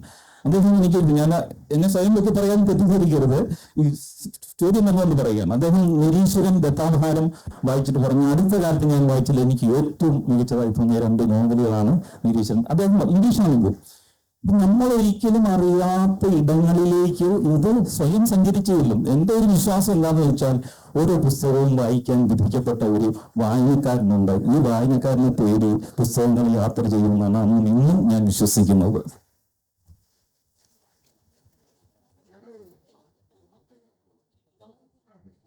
ഞാൻ വളരെ കുറച്ച് സമയം എടുക്കുള്ളൂ. എങ്ങനെ ഓണാക്കുന്നത്? എനിക്ക് ഷാജികുമാറിനോട് പറയാനുള്ളത് ഒരു അനുജനോടെന്ന പോലെ പറയുകയാണ്. പിന്നെ താങ്കളെക്കാൾ കുറേ കൂടെ വർഷം ഈ ലോകത്തിൽ ജീവിച്ച അനുഭവം കൊണ്ടും പറയുന്നു. ഇപ്പൊ ഷാജി പറഞ്ഞല്ലോ സിനിമയ്ക്ക് ഒരുപാട് സ്വാധീന ശക്തി ഉണ്ടെന്ന്. അതുപോലെ തന്നെ സാഹിത്യത്തിന് മനുഷ്യ ഹൃദയങ്ങളിൽ ഒരുപാട് മാറ്റങ്ങൾ വരുത്താൻ കഴിവുള്ള ഒരു മാധ്യമമാണെന്ന് ഞാൻ അറിഞ്ഞിട്ടുണ്ട്. കാരണം വിക്ടർ യൂഗോവിന്റെ പാവങ്ങൾ, അതേപോലെ ഡോസ്റ്റോവെസ്കിയുടെ ചില നോവലുകൾ, കസാൻഡ്രസാക്കീസിന്റെ സോബ ദ ഗ്രീക്ക്, പിന്നെ ടാഗോറിന്റെ ചില ചെറുകഥകളൊക്കെ ഓരോ മനുഷ്യരെ എങ്ങനെ മാറ്റിമറിച്ചു, എങ്ങനെ അവരുടെ ഹൃദയങ്ങളെ കുറെ കൂടി വിമലീകരിച്ചു, അവരെങ്ങനെ ബെറ്റർ പേഴ്സൺസ് ആയി മാറി എന്നൊക്കെ ഞാൻ ഓരോ അനുഭവ കഥകൾ വായിച്ചിട്ടുണ്ട്. അപ്പൊ അതേക്കുറിച്ചൊരു പുനർചിന്തനം നടത്തേണ്ടതുണ്ട്. പിന്നെ ഒരു ചോദ്യമുള്ളത് രാജശ്രീയോടാണ്. ഈ ആദ്യ നോവൽ നമ്മുടെ വായനക്കാർ ഇരു കൈകളും നീട്ടി സ്വീകരിച്ചല്ലോ. ഒരു വളരെ ആഘോഷിക്കപ്പെട്ട, ഏറെ വായിക്കപ്പെട്ട ഒരു പുസ്തകമാണ്. അത്തരം ഒരു വിജയ രചനയ്ക്ക് ശേഷം രണ്ടാമത്തെ പുസ്തകം എഴുതുമ്പോൾ മനസ്സിനൊരു ചാഞ്ചല്യം ഉണ്ടായിരുന്നോ, ഒരു ഭീതി ഉണ്ടായിരുന്നോ? ചേച്ചി, ഞാൻ ഉദ്ദേശിച്ചാല് പുസ്തകം ആളുകളെ ഞാൻ പൂർണ്ണമായും എല്ലാവരും നന്നാവില്ല എന്നുള്ള അർത്ഥത്തിലല്ല. ചില ആൾ വായിച്ചിട്ട് ചിലപ്പോൾ മാറ്റം ഉണ്ടാവും. അപ്പൊ എന്റെ അനുഭവത്തില് നല്ലോണം പുസ്തകം വായിച്ച ആൾക്കാർ, ഭയങ്കരമായിട്ട് പുസ്തകം വായിക്കുന്ന ആൾക്കാരൊക്കെ ഭയങ്കര വൃത്തികെട്ടന്മാരായിട്ടുള്ള എത്രയോ മനുഷ്യരുണ്ട്. നമ്മുടെ തിരുവനന്തപുരത്ത് ഒരു വലിയ തിരുവനന്തപുരത്തല്ല, ഒരു വലിയ വായനക്കാരുണ്ട്. അതായത് സൂസൻ സന്താഗ്, മറ്റേ Gabriel Garcia Marquez, Luis Borges ഇതെല്ലാം പറഞ്ഞു നടക്കും. അതായത് 2 പെഗ്ഗടിച്ചാൽ അപ്പം നായന്മാരെ നല്ല പറയാൻ തുടങ്ങും. ഞാൻ നായരാണ്, ഞാൻ മറ്റേ ഈ നായരാണ് എനിക്ക് പറയാൻ തുടങ്ങും. അപ്പൊ പുസ്തകം വായിച്ചുകൊണ്ട് മനുഷ്യൻ നന്നാവും എന്നുള്ളത് എന്റെ അനുഭവത്തിൽ ഞാൻ കുറെ വായനക്കാരായിട്ടുള്ള മനുഷ്യന്മാരെ കണ്ടത്. അവരൊക്കെ വാഹന വൃത്തിയായിട്ടാണ്. അതുകൊണ്ടാണ് ഞാൻ അത്തരത്തിലൊരു പ്രസ്താവനയിലേക്ക് വരുന്നത്. ഇപ്പൊ ഈ മരണവംശം എന്ന് പറയുന്ന നോവലില് ഇന്ദ്രപ്പകണ്ഠൻ എന്ന് പറയുന്ന ഒരു ക്യാരക്ടർ ഉണ്ട്. അതെന്റെ വീട്ടിന്റെ അപ്പുറത്ത് ഇളവട്ടുണ്ട്, പടിഞ്ഞാറില്ലത്ത് ഉണ്ടായിട്ടുള്ള ഒരു മനുഷ്യനാണ്. അയാൾ എന്ത് ചെയ്യുന്ന വെച്ചാൽ അയാൾ ഭയങ്കരമായിട്ട് ഭാഗവതം വായിക്കും, മഹാഭാരതം വായിക്കും, വേദാന്തം അറിയും. ഏത് ഉറക്കത്തിൽ ഏത് ശ്ലോകം ചോദിച്ചു കഴിഞ്ഞാൽ അയാൾ പറയും, എല്ലാ സംസ്കൃത ശ്ലോകവും പറയും. പക്ഷെ അയാൾ പ്രശ്നം പറയാം, അയാൾ വീട്ടിൽ നിന്ന് പുറത്തിറങ്ങുമ്പോൾ ഒരു വടിയും കൊണ്ടിറങ്ങണം. അയാൾക്ക് പെണ്ണുങ്ങളെ കണ്ണെടുത്താൽ കണ്ടുകൂടാ. പെണ്ണുങ്ങളെ കാണുമ്പോൾ ഇയാൾ വടി എടുത്ത് തല്ലാൻ കഴിയും. അതായത് അന്ധകാലം, അതായത് എന്റെ വില്ലമ്മ എന്റെ വീട് മരിച്ചു, വില്ലമ്മയുടെ കാലത്തുള്ള ഒരു മനുഷ്യനാണ്. അപ്പൊ അയാള് വില്ലമ്മനും പറയും, ഇവര് നരമ്പത്തിന് എന്തെങ്കിലും അത് കൂലിച്ചെടുക്കണം പോകുമ്പോൾ ഇയാൾ വടി കൊണ്ട് തല്ലാൻ പറയുന്നത്. അപ്പൊ വില്ലമ്മന് ആ മോൻ വെള്ളം കിട്ടാതെ ചാവുന്ന പറയും. അങ്ങനെയാണ് ചത്ത വെള്ളം കിട്ടാതെ അയാൾ മരിച്ചത്. അപ്പൊ ഇത്രയും അറിവും വിവരമുള്ള, ഇത്രയും വേദങ്ങളൊക്കെ അറിവുള്ള ഇയാൾ എന്തിനാണ് വായിക്കുന്നത്, എന്തിനാണ് ഇത്രയും വീട്ടിൽ ചോദ്യമില്ല. അപ്പൊ എന്റെ അനുഭവത്തില് പുസ്തകം വായിച്ച് മോശമായ മനുഷ്യനോട് ഞാൻ കണ്ടു. പുസ്തകം വായിച്ചത് മോശമായില്ല, പുസ്തകം വായിച്ചതൊന്നും ഒരു കാര്യമില്ല. ഇന്നസെന്റ് മറ്റേ ഗോഡ് ഫാദർ എന്ന സ്ഥലത്തിൽ ഇതൊന്നും പഠിച്ചിട്ട് ഒരു കാര്യമില്ല എന്ന് പറയുന്ന പോലെ അങ്ങനെയുള്ള മനുഷ്യരെ കണ്ടുകിട്ടിയ അടിസ്ഥാനത്തിലാണ് സിനിമ തരുന്ന ഒരു സ്വാധീനം, സിനിമ ഉണ്ടാക്കുന്ന സ്വാധീനമൊന്നും മലയാള സാഹിത്യം വായിച്ചിട്ടൊന്നും ആരും നന്നാവുന്ന അത് ഒരു 3 വർഷം മാത്രമാണ് ചേച്ചി. അല്ല ഞാനൊരുപാട് പുസ്തകം വായിച്ചിട്ടുള്ള ദിവസമായിട്ട് പറയും. അതുകൊണ്ടാണ് ഞാനിങ്ങനെ ഷാജി, എന്റെ ചോദ്യത്തിന് ഉത്തരം പറഞ്ഞിട്ടേ നമുക്ക് നിർത്താൻ തോന്നും. തീർച്ചയായിട്ടും അങ്ങനെ ഉണ്ടായിരുന്ന ചേച്ചി സന്തോഷം പറഞ്ഞതിൽ. കാരണം രണ്ടും വ്യത്യസ്തമാണെന്നാണല്ലോ. അപ്പൊ കൂടുതൽ പറയുന്നില്ല, ഒരൊറ്റ ഉദാഹരണം പറയാം. നോവല് മാതൃഭൂമി അനൗൺസ് ചെയ്യുന്നു, ആത്രേയകം. ഷാജി കേട്ടതാണ്, ക്ഷമിക്കണം. പിന്നെ അപ്പം ഉടനെ ഫേസ്ബുക്കിൽ വന്നു കഴിഞ്ഞ ഉടനെ അതിന്റെ ചോട്ടിലൊരു വായനക്കാരി വന്നിട്ട് കമന്റ് ചെയ്യുന്നു, ആത്രേയകം എന്റെ വീട്ടിലുണ്ട്.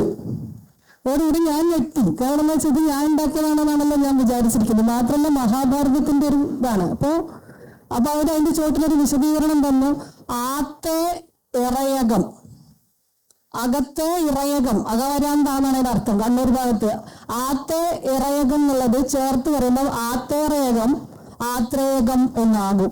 അപ്പൊ അവര് പ്രതീക്ഷിക്കുന്നത് കല്യാണിയുടെ സീക്വലാണ് വരുന്നത് എന്നാണ്. ഇത് വായനക്കാർ പ്രതീക്ഷിക്കുന്ന ഒരു സാധനമുണ്ട്. നമ്മൾ എഴുത്തുകാരിൽ നിന്ന്, അതായത് എപ്പോഴും വായനയെ സംബന്ധിച്ചിടത്തോളം വിയോജിപ്പുകൾ ഉണ്ടാവാം. എന്നാലും നമ്മളൊരു വായനക്കാരന്, ഒരു എഴുത്തുകാരനെ ഇഷ്ടപ്പെടുകയാണെങ്കിൽ, അല്ലെങ്കിൽ എഴുത്തുകാരെ ഇഷ്ടപ്പെടുകയാണെങ്കിൽ അയാളെ തന്നെയാണ് പിന്നെയും അന്വേഷിക്കുക. അയാളുടെ ആദ്യത്തെ കൃതിയാണ് നമ്മൾ പിന്നാലെ അന്വേഷിച്ചു വരിക. അതൊരു വെല്ലുവിളിയാണ്, എഴുത്തുകാർക്കൊക്കെ വെല്ലുവിളിയാണ്. പക്ഷെ എന്നാലും ആദ്യത്തെ നോവലിന്റെ ഒരു സ്പർശം പോലും ഇല്ലാത്ത രീതിയിൽ പൂർത്തിയാക്കണം എന്നുള്ളത് എൻ്റെ ഒരു ബാലിശം എന്ന് പറയാവുന്ന ഒരു പിടിവാശിയായിരുന്നു. അത്തരം ഒരു പിടിവാശിപ്പുറത്താണ് കല്യാണി എഴുതുന്നത്. കല്യാണി എഴുതുന്നതും ഇങ്ങനെ ഒരു പരിഭാഷപ്പുറത്താണ്. കാരണം ആരെങ്കിലുമൊക്കെ KSF ബാങ്കും ഒന്നും അല്ലാതെ ഈ ലോകത്ത് മധ്യവർഗക്കാരിയായിട്ടുള്ള ഒരു മലയാളി സ്ത്രീയെ ഓർത്തിരിക്കാൻ, അല്ലെങ്കിൽ അവരെന്താണ് എഴുതുന്നത് എന്ന് നോക്കാൻ കുറച്ചു പേരുണ്ടാവുമോ എന്നറിയാമല്ലോ എന്നുള്ളൊരു വാശിയായിരുന്നു അത്. 100 പേരെങ്കിലും ലൈക്ക് ചെയ്താലേ അടുത്തത് എഴുതുള്ളൂ. ബാലിശമായ വാശിയാണ്. പക്ഷെ സാഹിത്യം അങ്ങനെയും ഉണ്ടാവാം. അപ്പം അതുപോലൊരു വാശിയാണ്. ഞാനത് ആവർത്തിക്കുകയില്ല. കല്യാണിയുടെ ഒരു സ്പർശം പോലും ഇല്ലാത്ത രീതിയിൽ തന്നെ വേണം എന്നുള്ളൊരു വാശിയായിരുന്നു അത്. അങ്ങനെയാണ് ആ പ്രയോഗം ഉണ്ടായത്. നമ്മുടെ സമയപരിധി അവസാനിക്കുക മാത്രമല്ല, വിക്രമിക്കുകയും ചെയ്തിരിക്കുന്നു.